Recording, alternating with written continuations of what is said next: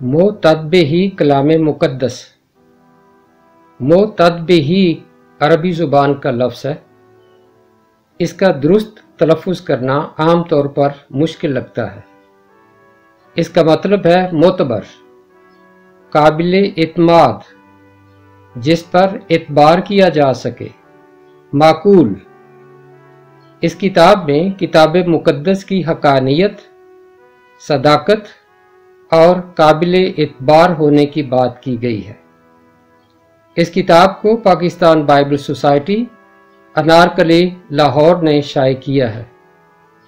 اس کتاب کا ترجمہ پاکستان کے سب سے بڑے اور تجربہ کار ترجمہ کار جناب جیکب سموئل شنوا نے کیا ہے۔